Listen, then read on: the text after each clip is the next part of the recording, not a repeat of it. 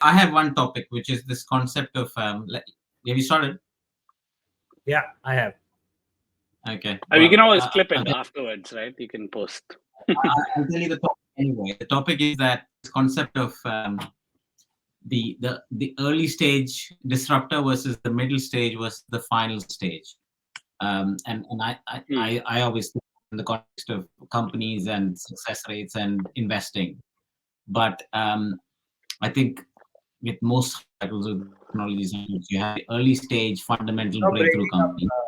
I don't know if it's only for me. Sudeep, for you also? Yeah, a little bit. I mean, your video is breaking up for sure. The audio is breaking up a little bit. Yeah. Hold on, let me just see. Are you using some background filter? No, I think it's just for my. Hold on, give me a second. It does feel very slow for some reason. Yeah. Is that better? No, still.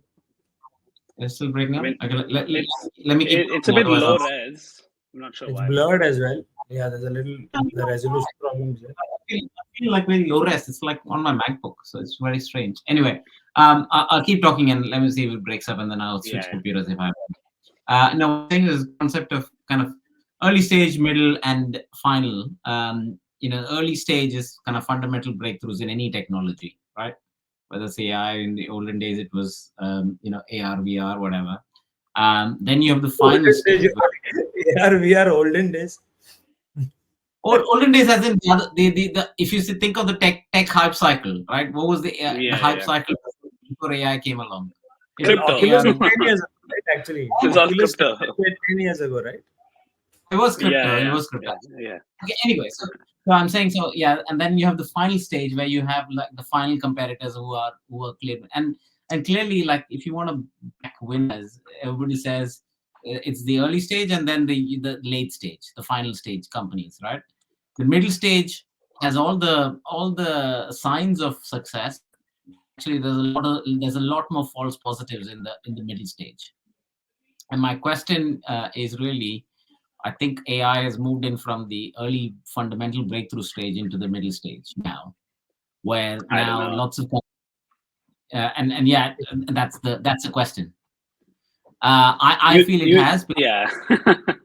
Because you think that there's enough value capture that that it's past the initial promised land, and then now it's all about revenue generation.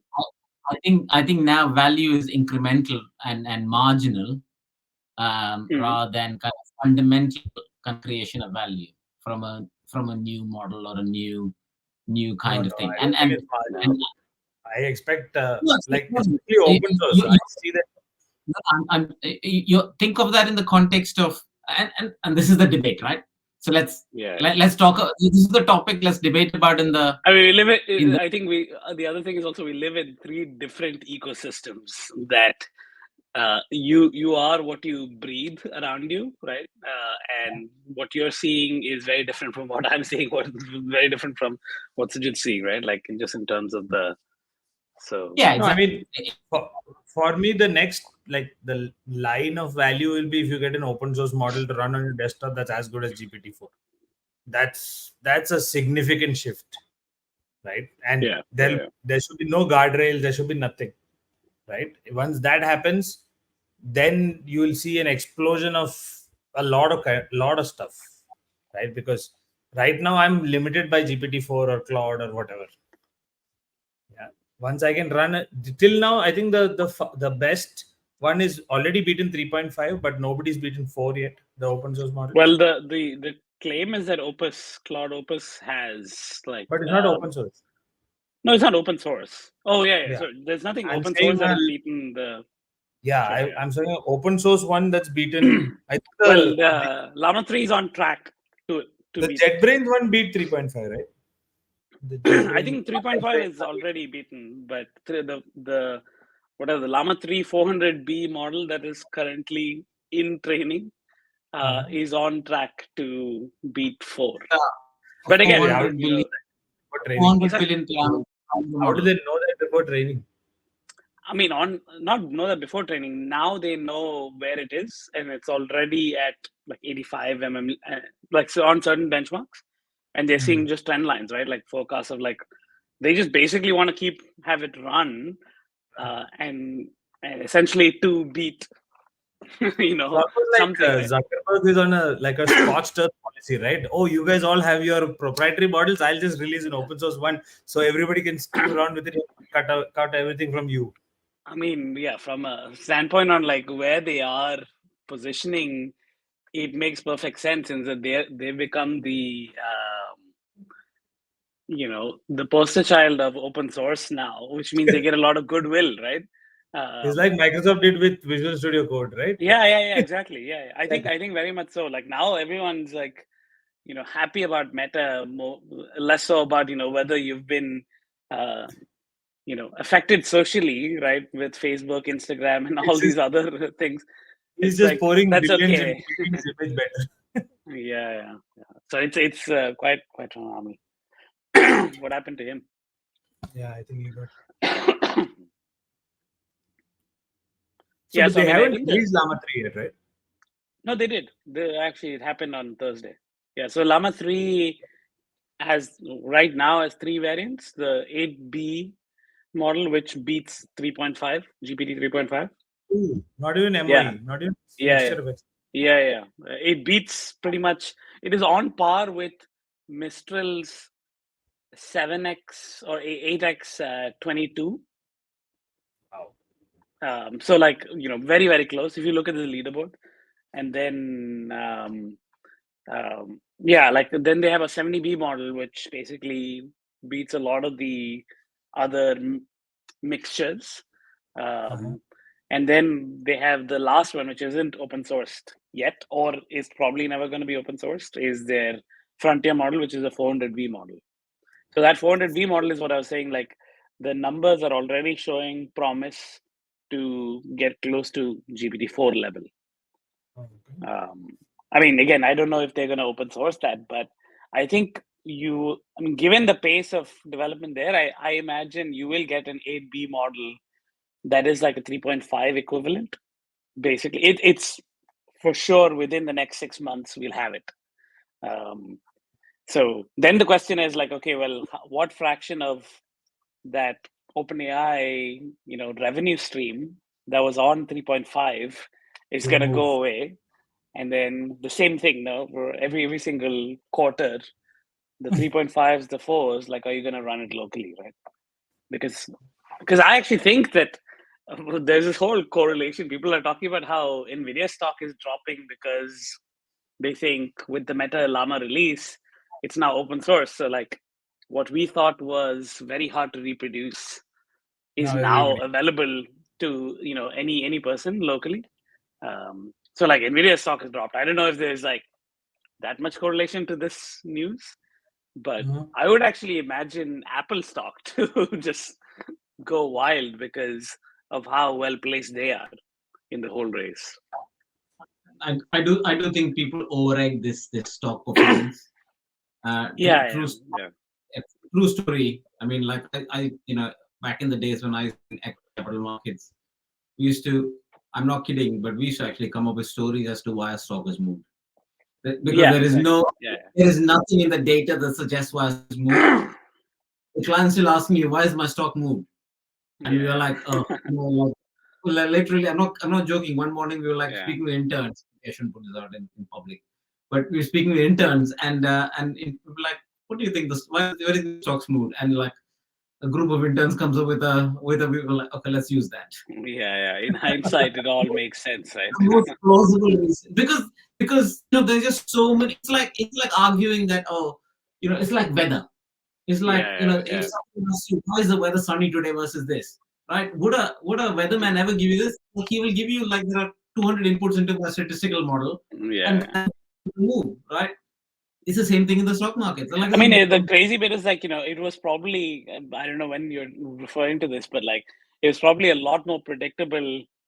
I mean, relatively speaking, like 10 years back or 15 years back, before retail investors, when you add retail investors in the mix, like these Robinhood sort of You don't know apps. if you're on the Reddit forum, right? You don't know. You just Yeah, showed up on exactly. the Reddit forum. Yeah, yeah. That is yeah. true. That is true for small stocks. It's not true for stocks like Nvidia. Right? No, Nvidia man, is a are you crazy?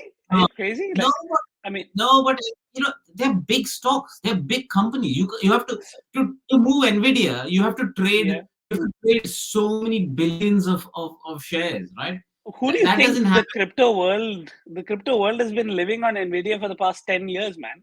Like Yeah, but they knew of Nvidia much before all these AI VC investors came about. Let's be Yeah, honest. we're not talking about they're the AI. crazy people investing in games. They're the ones, We're right? not talking about AIVC.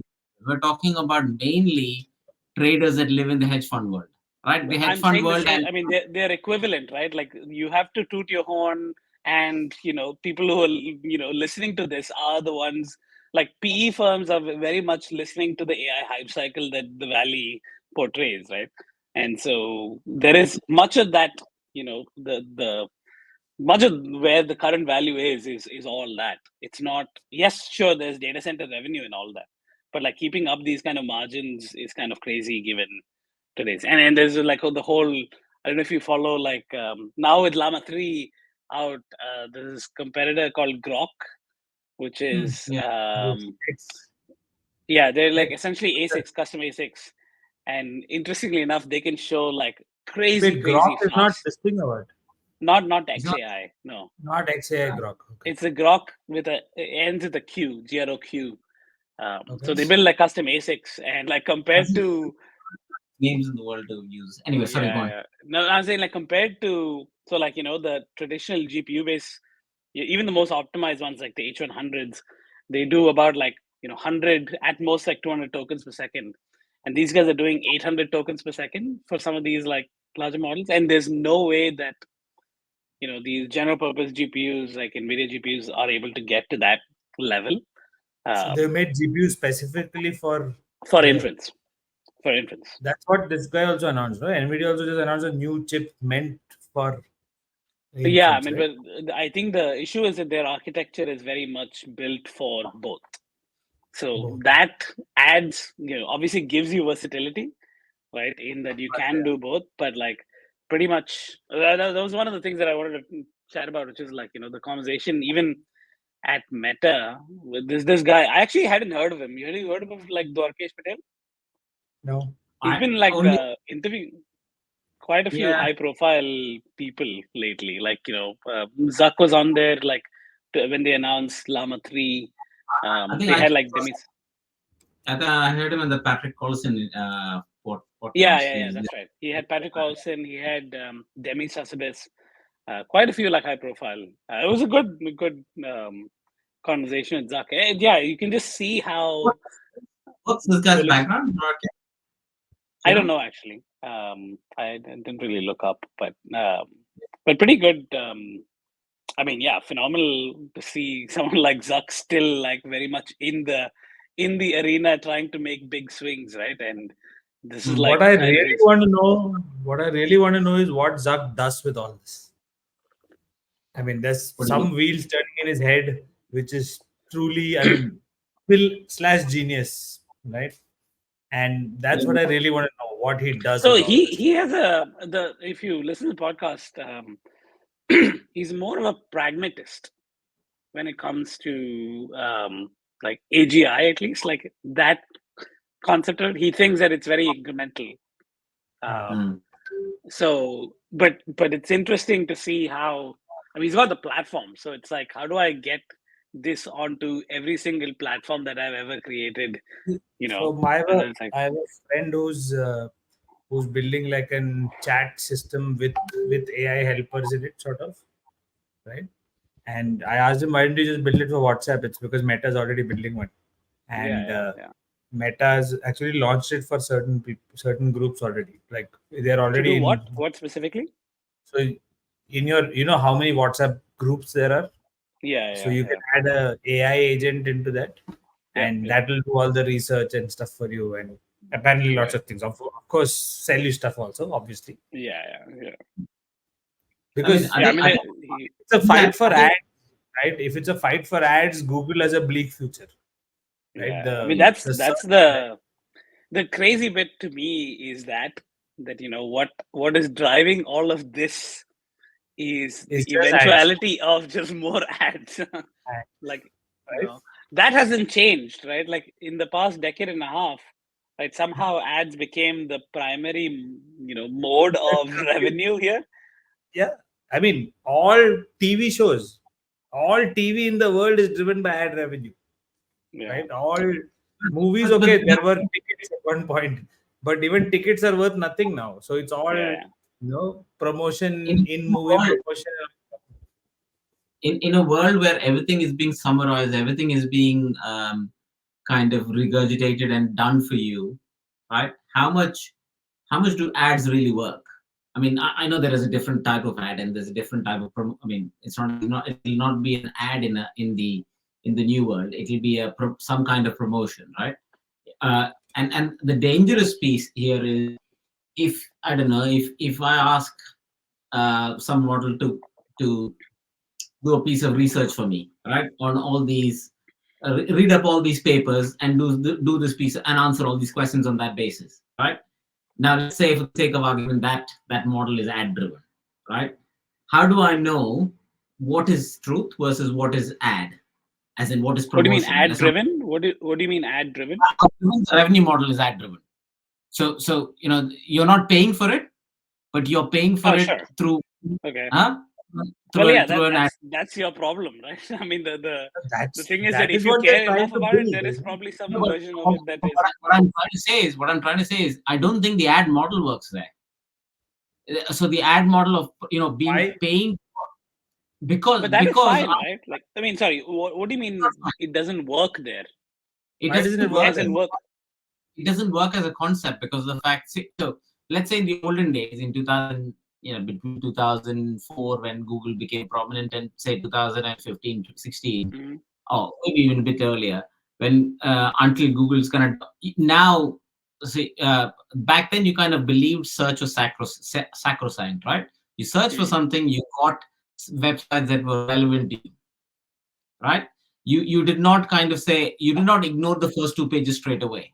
Yeah. You kind of straight away and say, okay, these are the most relevant searches to my result, and I went there. Yeah. You might disagree with the date, but 2015, 16, 17 onwards, maybe at some point, everybody said, shit, this is all ad driven, right? Yeah. The first few pages are all ad. No, but hear me out. So then I kind of clearly say, okay, I'm actually filtering the results that Google gives me, and I'm going to other results. And then suddenly other people came on saying, we're not ad driven. We create. Yeah. In the world of OpenAI or just generative AI generally, or more broadly, the ability to kind of bifurcate between what is reality or truth in those papers I've asked generative AI to read versus what is promotion or ad is very difficult is very difficult. So suddenly I'm like, I don't want an ad driven model. I will pay for that model. But that's okay. Pay for that. Okay. But so the ad model is I think challenging in the new paradigm. That's what I'm saying. So but here's the one first thing. What you believed was impartial. You're saying Google used to be impartial, right? Google used to show you the best results, right? That's what you believed. It was not necessarily true. It's perception, right? It's perception of this, right? Right. And I'll tell you another thing, right? I pay for a lot of this OTT platforms now in India, right? Like it's $1,000, $2,000 a month. This thing. Despite that, some of OTTs are bringing ads into picture, especially in front of cricket. There's always ads. Why? Because the money they can make out of subscription is way lesser than what they can make out of ads. So ads will always flow into this. The question is like whether whether you get the optionality to pay out of it, right? I mean, I think that's where, like, if there's it's like mobile games. I don't know if you guys play mobile games at all. Mobile games nowadays, everyone has one purchase you can buy. Give me 300 rupees and opt out of ads for the whole game. Then you can keep playing without ads, right? And I usually go and buy that. But that's because 300 rupees is really their customer lifetime value. They're making that out of you in one shot, right? Yeah. But for OpenAI or for Google, for that matter, today, even if I paid $30, right, like I pay for YouTube, YouTube Premium to not show me ads, right? But like I can't, they won't give me one of those for Google because the amount they can make on ads, I'll have to pay like a $3,000 this thing. I'm sure of it. I mean, The 3,000. number I of think the right now, or at least like last time I'd heard, there was some not lifetime value, yearly value was somewhere around $25 a For- year per user. So if you didn't pay for anything, yeah, I think it was something. I mean, for Google. yeah, It's not lifetime value. It's per user per annum. That's what he's saying. per user per year. Yeah, exactly. It's not. I mean, lifetime value is very hard to capture with where we would go. But I guess like to the ad model, comment. I mean, I agree that there is like the quality of the product falls dramatically in today's world when you don't know what is fact and fiction, so to speak, right? But the thing is, like, I don't think that there's any close competitor to a freemium model that is ad driven in the sense that clearly today there are people's willingness to pay for a higher quality service or something like a Perplexity where I'm willing to pay $20 for something slightly more premium, no ads, right? There is no hidden agenda behind it besides the fact that you're paying for the service. And the same thing with like OpenAI.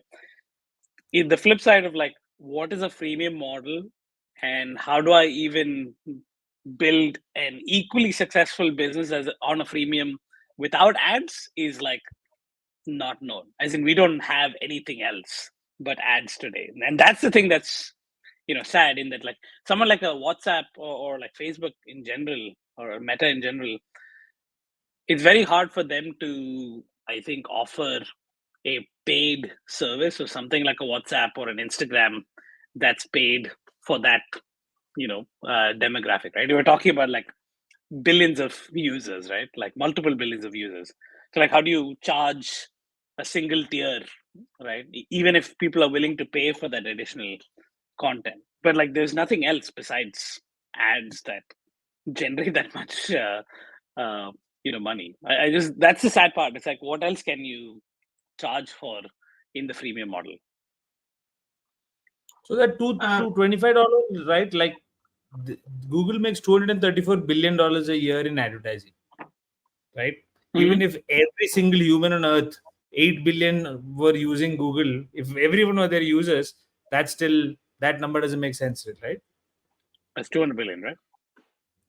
234 divided by 8, right? I mean, 200 times 25 is... Yeah, it's about $50 or $60 if every single human on earth was using Google. That $25 seems like a, if Google put it out themselves, I would believe it's a bullshit number. Wait, so you're saying that it's much more higher. Much higher than $25. I mean, it's possible. I mean, today maybe, but like I don't think it is on the order of. I mean, I can't find an estimate of how many people use Google. Right? I mean, it's a billion. Not even. I don't. Not even a billion, but yeah, like I think No, it is more than a billion. I'm sure it's more than a billion. At least no. Why you don't think 3 billion people in the world use Google? No. It's possible. What I'm saying is that like daily active users, like you always have that. Kind of the power law. They do 8.5 billion searches daily. Yeah, but searches are different from like the average individual uses 3 to 4 searches a day. Yeah. I mean, you can just look at like Android footprint, right? How many Android users are there? I mean, so if this is the number, if 3 to 4 searches per day and 8.5 billion searches a day, so that's about 2 billion people using it roughly. 2 to 3 billion people using it roughly. Android has 3.5 billion, yeah. I think the fact is, you're not going to recreate the Google search model or you're not anywhere near going to create. Nobody's going to create the Google search model, right? And Yeah, I think it's one of the biggest monopolies in history, which is not going away anytime soon, also, because they are Well, why is fighting it a hard. monopoly? Why it's not a monopoly, right? Like it's But them and yeah. Facebook. It's them and Meta. Yeah, but they are 72% of global search, and like this thing, and yeah, it's these two together, duopoly. Fine, Yeah, it's not a yeah, monopoly, it's a yeah, duopoly. yeah. Like Meta's only come into the picture in terms of numbers, pure numbers. It's only come into the picture Yeah. in the last 5 years, right? Before that, it was Google dominated. Google dominated Yeah, for that's true. like Yeah. this part of this, right? So only in the last, I would say, in fact, I would argue even like Meta came into the picture maybe 2018, 19. That's when it After they bought started. WhatsApp. No, WhatsApp was After they early. bought That was WhatsApp was 2017. 2016 or something. Yeah, 16. Yeah, but when they bought WhatsApp, they got the real data to target you Instagram, way better. WhatsApp and Instagram was 2012, so, and then Instagram really became kind of prominent in that kind of WhatsApp era as well. So it's probably since That's then why that these two are worried about TikTok, actually, because TikTok Yeah. is Yeah. TikTok is actually, because there's a movement in Congress to ban TikTok in the US, right? Yeah. TikTok is trying to get their creators to argue that we are such a big revenue source and we are such a big earning source for uh, for so many creators around the world, around the US, that it'll be, you have to call your congressman and tell them not to ban TikTok. right. Yeah. I mean, there's the whole thing about like moving to potentially having a subsidiary in the US, or not even a subsidiary, but like something that is cordoned off from the CCP in some form. I listened to so much conspiracy theories. The day this announcement came back, no, Oracle stock went up by 5-10% or something. They said they have it. Oracle's going to buy TikTok. I'm sure of it. This thing. I mean, Oracle has paid some senator to ensure that Oracle gets to buy it. The problem is it's not easy by yourself really. Without the algorithm, without the user base, really, I don't know. It doesn't feel like an easy solution an easy problem to solve. Sorry, what do you think for TikTok? What is not easy? I don't think anybody will buy the people who are looking at the business will struggle to buy it without kind of some guarantees from the mothership that they have access to the algorithm for a period of time, right? And that just seems very difficult. It's a lot of advertising revenue, right? They're what, 7 billion in advertising revenue? Yeah, but it's all well and good. Like as with most regulations take time to kind of percolate down. So I mean, 3.884 billion. See, I don't think the TikTok algorithm is that genius that nobody can decrypt it. They just moved first, and they moved at the right time. The algorithm is not genius. It was genius when it is not. Now everybody copies it. Yeah, but it was. But there's a reason why there's still people stuck to the TikTok, because there's something about the algorithm which makes it more attractive than the Instagrams of the world. No, they were first mover, and they've got such massive followings on TikTok now. Who will move that away? I mean, following, and then like now you have the data, right? Now you have the data to say that this works better than that, and there's some amount of like critical amount of data and volume of users, that once you hit that, it's very hard to like beat them, right? Like in terms of like engaging. Imagine like in TikTok, all of these creators have believed now, and probably is true to some extent, they have understood the algorithm. They know how to solve the algorithm. They know how to grow. I mean, imagine now already humans are doing the work of algorithms, trying to figure out an algorithm without actually doing it, right? Yeah. There was an interesting story. Yeah, there was an interesting story I'd heard about how supposedly, at one point in time, I mean, Google, when it was dominating, at one point in time, they were still fearful of Bing and Bing search coming over. And so when Bing search launched, from a quality perspective, Bing was better. Bing came out to be better from a quality perspective, but turned out that people had spent a fair amount of time SEOing on top of Google, that none of those SEO tricks worked as well on Bing, despite the fact that Bing was more superior from a quality, right? And so then you had this weird scenario where people still continue to use Google because, well, all the SEO was optimized for that one platform, and turned out that it was just hard to now redo it. It's the same thing, right? Like, it's to some extent, it's like now the producers who are generating content has figured out how to make TikTok work. That if I use the exact same tricks on a new platform, it doesn't work out as well. And you're like, oh well, clearly the platform's not as good. Not as Not good. to Yeah, think exactly. that okay, well, It's a snap judgment when you go to the next platform, right? yeah, Yes. Like And- Mastodon. Have you tried Mastodon at all? Have you tried the Fediverse at all? I did once. Like there was a Yeah, massive I gave movement up of in 3 moving out days. of Twitter. Yeah, I gave up in 3 days. Firstly, I mean, I have a Wasn't there- small following, but useful following, like 1,000 people, right? So moving there and suddenly it's like you're suddenly like stuck in space. You don't know where the people you talk to are, the people you follow are. Why would I do that? Do you, Yeah, do you, exactly. any of you Yeah. threads? I'm Which sorry? one? Threads? Yeah, I'm on Threads Threads and every so often just because of Instagram. Like every so often, I just jump on. Oh, this is interesting. So The they're very inline. desperate. They keep showing you the threads. reason I thought about that was because of what you just said, right? Effectively, everybody who has an Instagram is technically on Threads, but Yes, it yes, just yes. doesn't feel the same. No, but no, it's true. I do like the simplicity of it at this point in time. It's just like, oh, it's kind of, it's inline. it's It like- allows you to go in and then you go, read a It's few like high quality. 2008 Twitter. Yeah, exactly. Yeah. But I mean, I think what will happen, what could happen, one of the scenarios is that if Twitter becomes increasingly difficult to deal with, you can see that the value of Twitter is just genuinely, like for me as an individual, I use Twitter only professionally. I've struggled with Twitter in the last, say, 2 years, right? I think the value of Twitter is certainly me personally in terms of extracting value, and I think that's true for a lot of people I've spoken to, and I think Threads could be that platform in the future. The question Right. is how many people, the problem is because it's seen as an Instagram extension, you kind of have the same types of conversations there, but maybe not. Maybe That's not. because your following and your community there. Like Instagram is like a personal account of mine, right? I Yeah, don't it is, know 99% of the people I'm connected to on Twitter, and the people who have regular conversations I've never seen in my life. But I've been following them and talking to them since 2008.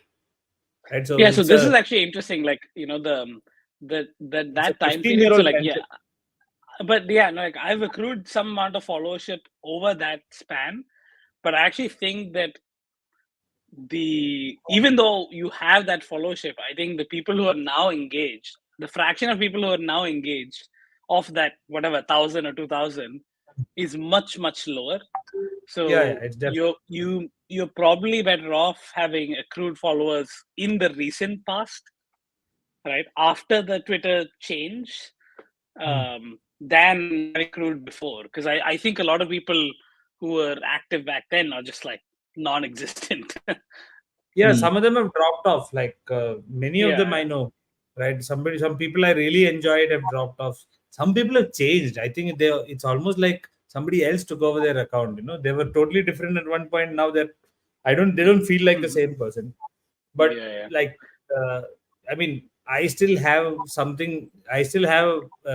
agreement with what Musk says. It's the one open platform there is that anybody can go and shout out about everything, because every other platform is so highly moderated nowadays, and moderated with a bias audience, right? So so but like, I mean, he's a question is like, have you tried other platforms? Like what platform have you tried that I went on to Mastodon. I use it for 2 weeks very regularly. Okay. But I got frustrated just the fact that to find my community that I wanted to move over. Yeah, sure.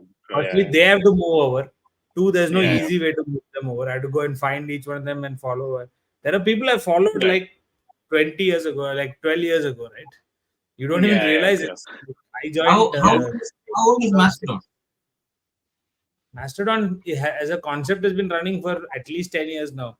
But it started picking up after Elon Musk bought Twitter. Isn't it that kind of See, it's a Mastodon is a decentralized? client. The concept is called Fediverse, where anyone yeah. can post to any this thing. So even Threads is supposed to eventually join Fediverse. They said before the end of this Speaking year. so speaking of conspiracy theories, how much do you believe in the whole, TikTok and conspiracy theories? How much do you believe in the whole, TikTok being created for distracting the rest of the Manipulating world, except for China? China. I don't know, distracting. I'm pretty sure if there was a way that the Chinese Communist Party could control the US, they would be doing it already. Yeah, I mean, this is like phenomenal. How I mean, I've heard there is some product or app out there that's now trying to do these tidbits on, like, informational content. So in the sense that educational content, but like in shorts, just because like it's so hard to get kids to sit, People, sit and watch anything these days, anything beyond 2 minutes. So it's like, can you turn these into like more educational content? but short video has generally picked up. TikTok is the major reason for Yeah. short videos picking up. I think whether or not so one guy has done this, just cataloging, saying that if you search for like Tiananmen Square, you'll find no results on TikTok at all. They're actively suppressing that. That's clear. They're actively suppressing Tiananmen Square everywhere, right? And similarly, if you look at like anything that's sort of polarizing in the US, that's like they compared it with Instagram, right? Anything Right. that's polarizing in the US, they have accelerated it. They have amplified it. Sure. Definitely. Yeah. So who So, knows I mean, whether yeah. it's or whatever, but I wouldn't put it beyond them. I mean, Yeah. going back, it's a going back very to the cheap way conspiracy, to control the US. going very back to the cheap. conspiracy theory question, right? Going back to the conspiracy theory question. So if you think about the kind of limits that they've put on, Chinese government has put on the Douyin app, which is the Right. sister app to TikTok in China. The original app is Douyin, and then TikTok really was the spin-off for the rest of the world. And Douyin is actually heavily controlled in China. Like, there are things like That's every app in China. No, but like heavily controlled. Like it was when the education crackdown happened in China, the first app they went after was Douyin, right? The first app they said kind of short form video is a problem.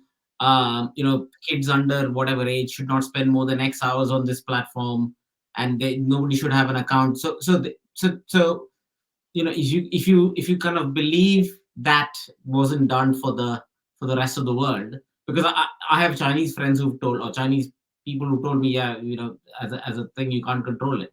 Isn't you can't, like, they've heavily controlled what kids can access on those platforms, and they have, like, it's very prescriptive. Like, you can't spend an X amount of hours on the internet every day if you're under 13 or under 12-year-old. And of the hour, you should spend like at least half an hour doing educational content.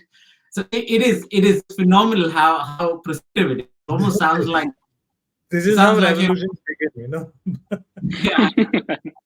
But so if you believe that is not being done as kind of window dressing for the rest of the world, I don't think it's. Yeah. I don't think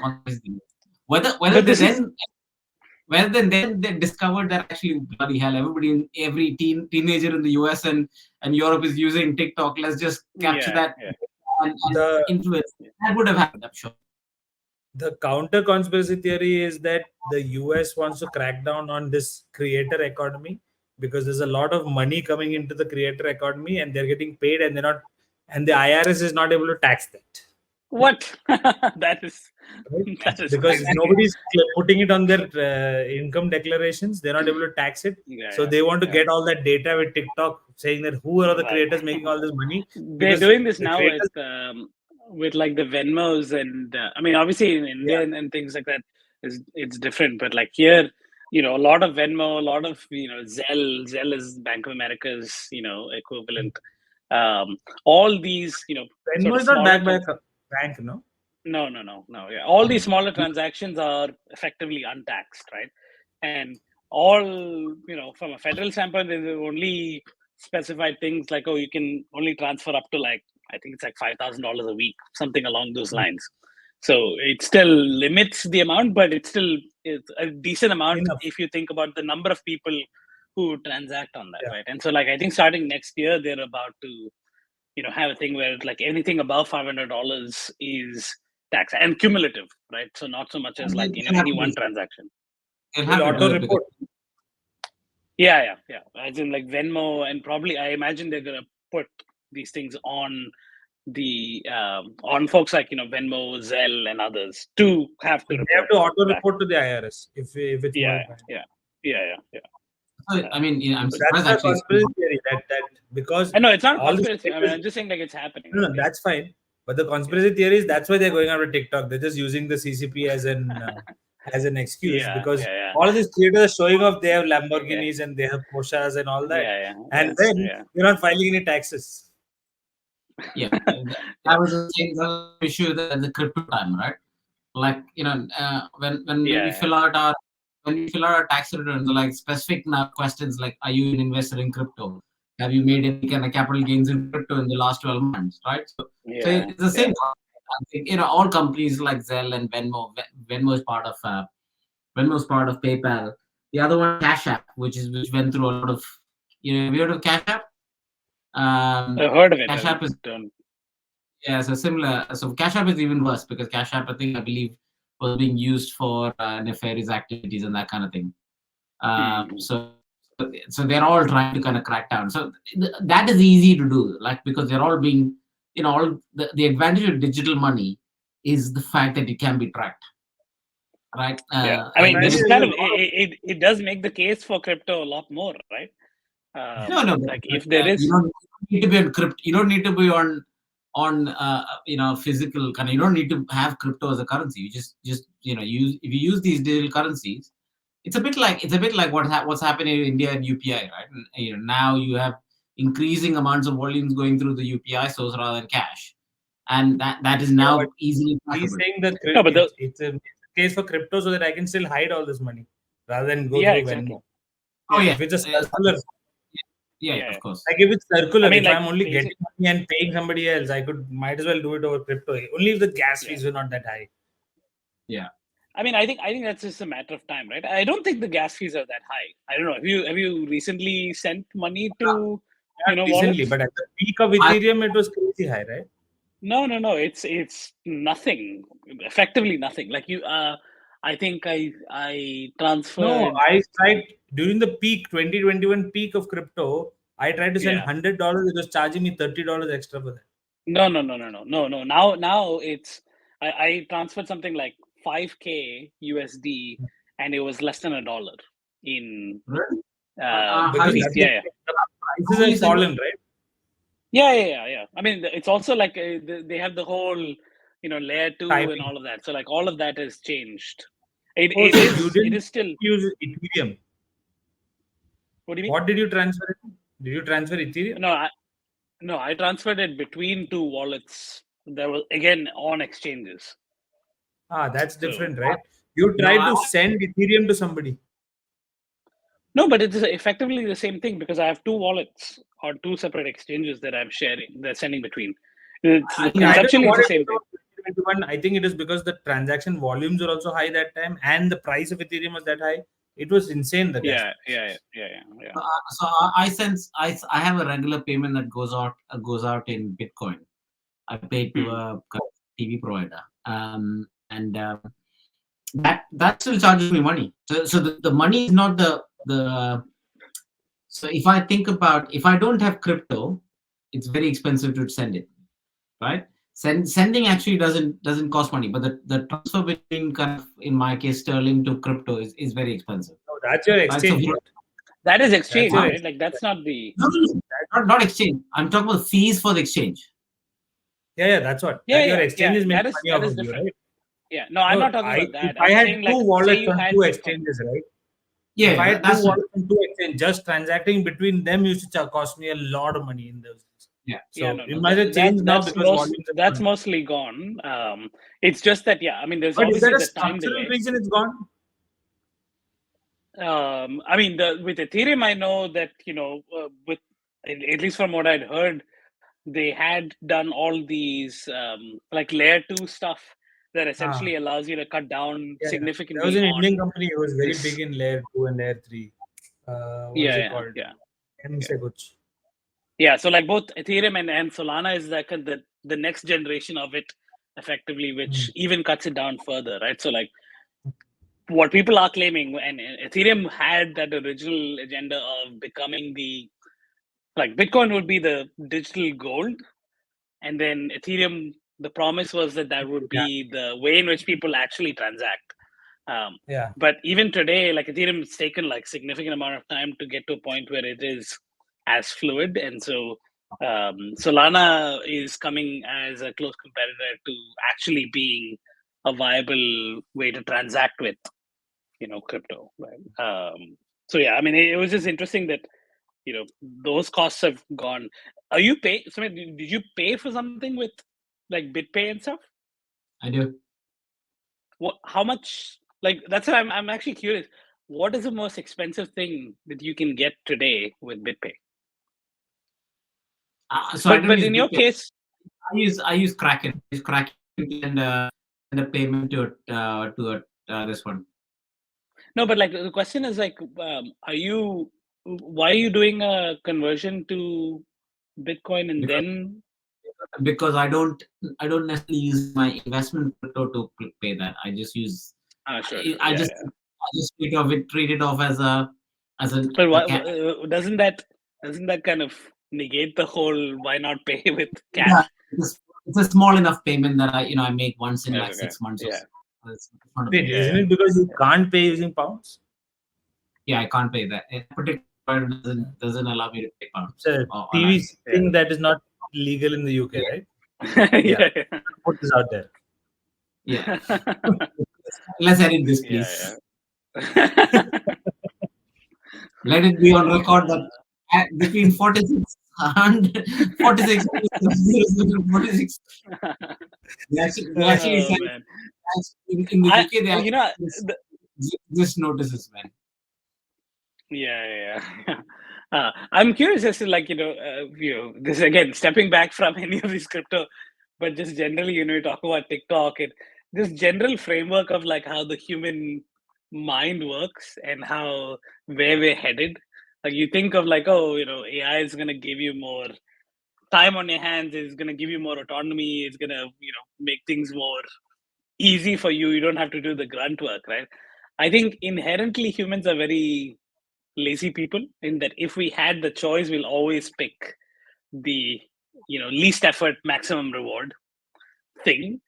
And so it does make me think of like, okay, next generation of what does hard work look like for not just the next generation, but like 10 generations down, right? Because we are effectively incentivizing, we are building a world so that the life becomes easier for us, which implicitly means that we are building a world that is implicitly much, much easier for any future generation. In some ways, it's uplifting you can, the ones you can answer that backwards, right? Like Amma Acha, for example, don't consider that we have very difficult lives necessarily. Yeah, I know. Yeah. Right? Because they didn't have the maids, or they didn't have any help, they didn't have daycare, they didn't have any of that. I still don't have maids or childcare. That is a choice. That is a choice. That is not a. You choose to live. You have your, what's her name? Oh, you don't like Eastern Europeans anymore? They're not allowed to come here. Rosanna is a lifeline, but that only happens once a week. That didn't happen even once a week. I suppose my friend. Anyway, let's edit this. Let's edit this piece out. Yeah. But, my friend who came to Dubai. Upload this. Yeah. She kind of told me. She said, "Oh, I'm really gonna struggle this time when I come to the UK." I was like, "Well, what happened?" So my nanny's not she's not traveling with me. I was like, "Which world do you live in, man? That you have 2 kids on your own, on holiday that too." Yeah. Sorry. No, so yeah. Sorry, what do you say? Other thing. So going back that way, starting at 49 minutes. Hard work. And what does it look like in the future? I mean, I don't know what 10 years in the future looks like. Forget 10 generations in the future. Yeah. And, No, and but like, actually, this is the first of its time, right? I don't think anybody had this short view span to see, than our generation does. Than this point in time does, because of the whole AI thing. I'm sure of it. What do you mean short? no, viewpoint? internet Yeah. also I think had a Yeah, similar. true. So it's like, extremely high variability because like because it's so foundational that there's a whole I don't know if you guys seen the David Letterman episode with Bill Gates, and No. Bill Gates talks about like, oh, this is a new thing on the internet, and like you can send emails to people, and it's Right. like, oh, you can like listen to the radio, right? Sorry, listen to music on the internet, and David Letterman goes like, oh, you mean like this radio thing that we've had for like decades? And he's like, oh, you can watch TV shows or you watch games. He's like, you mean this box that we call a television, at home? Like, it is that world where like, we're in a world where you just kind of there are certain people who kind of foresee it, but like it's so foundational that 5 years down the line you have no idea what's to come, because it's like it could go in so many different directions, right? But yeah, besides that, I think the question is more from the standpoint on what does hard work look like, because we are building a world that is easier for ourselves, right? It may not be And that easy just for our means kids. what's that? But It that's may the be thing. not be I mean, easy for our kids. part of it is understanding what is it that we're making easy. Like going back to shorts, I actually think it also went back to like something we talked about last time around, which is like notion of like dopamine hits and how we incentivize. I think we talked about like the whole journalist thing of like someone spends two months working on something versus someone who spends 30 minutes and gets like 1 million views, right? In terms of like true dopamine hits, they're wildly different, because like the one which is like I spend less time and get the distribution and get instantaneous rewards, and I'm just like, oh, I'm incentivized to do more of that, right? So again, going back to like all these shorts, they're all short bursts of dopamine hits that incentivizes us to spend less time finding shortcuts, find less time to do things. But when does that stop, right? Like, when do you get to I But stop doing it's this and going to be actually a doing different something? dopamine hit, right? When Twitter launched in 2008, I got one of my tweets retweeted by Sushma Swaraj. That was the best day of my life. So like so many people hitting like and retweet on my tweets. I got right? this past week I got a like from the Mistral CEO. Oh, nice. So that was my win. So, Yeah. so So let me ask you a different version of the question that Sudeep posed, right? Do you think, I don't think hard work is the question. Do you think willpower as a concept is disappearing? Willpower, resilience, and willpower as a is generation, perseverance is the question. Like The ability to do things it's all kind of long right. I mean, term. depends on the context, right? The context is willpower, resilience. I mean, in different contexts, you use the word willpower and resilience, grit. I'll tell you All of what that. I'm getting this feeling, right? Like I used to this, I mean, it's ingrained in our psyche, that sacrifice the short term for the long term, right? It's okay if you're not Yeah. getting that little bit money right now. You're growing your knowledge, your this thing, and all that. Will that remain? Is my question, right? Because the idol is not like Virat Kohli after playing this many years has made money, right? The idol is Mr. Beast in bloody 30 minutes. He makes $1 million. No, but even there, right? Like, I actually think that I don't know if people appreciate how much time and energy he has put into building Yeah, that. sure. And like, But honestly, like I time wish and energy is that not came out visible. more. Yeah, it's not visible. Time and energy is not visible. But in say Sachin Tendulkar or Virat Kohli's this thing, you can see the guy is working out so long. He bloody puts out videos showing how hard he's working out, right? And you feel painful yourself. So maybe I saw this thanks to my son. Marcus Brownlee's put out that guy, that MBX. MKBHD. Yeah, it's like really, yeah, that one. He's put out a video this weekend, or his latest video is about how he creates and how he influences products. So I want to see.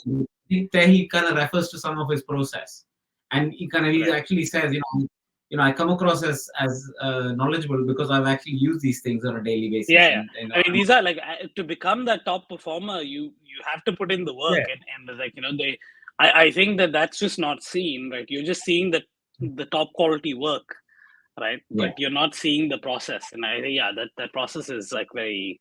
I think the reason they don't say it is because there is no. If you tell Vedant, there's no audience for it, about the work that goes on to kind of create a podcast like that, or create a video like that, he's like, his eyes glaze over. Right? He's like, he's not interested in that. He's like, let me just enjoy my video. I've been learning how to edit videos for my own stuff. Yeah, like I saw your video on what, asking the right question, or I have a comment on that. I thought I have a comment on that. How to ask the question as opposed to whether to ask the question. Yeah, how is now solved. What to say is solved. So my aim this year is to get my fear of video over. Yeah. There's a third question to ask in there. How and it's when as well. Sure. I think there's a concept of when in many conversations. When is important, is as important as the what, I feel. Because there's you might ask too early. Anyway, sorry, I know we're digressing. No. Sorry, it's an hour in and we haven't talked about any of the topics. No, I think you obsess over topics, man. 1 hour is gone like that. Yeah, I know. Structure is not what podcasts are made for. Now I'm going to try that Opus clip and see if it actually cuts it up. No, I think the structure is structure is good in one way, but it's also a good way to like fill it in with some of the topics in case we run out. Good. This frequency is also good. Once a month, you brought up other stuff you've learned over the month that you have something to talk about. If you did it every week, you would need topics and structure. Yeah, I mean, like, I feel like there is the stuff happening pretty much every week, that there is always things to talk about. But yeah. Cool. All right, so let's shut this up. Yeah. All right. At 57 minutes in, we do have a few cuts. So too much effort. Who's gonna do this? Right. Did you guys share it with anyone? I didn't actually. Not with my friends yet. I will do. Yeah. Please rename it to From Bros. That's the only request I have. We can call it Sahodaram. It doesn't come off very well, especially in the valley when you have three men talk about bros. Hey, we're not white at least, no? That's true. Yeah. All right. Cool. Chalo. All right. Bye. See you guys. Bye.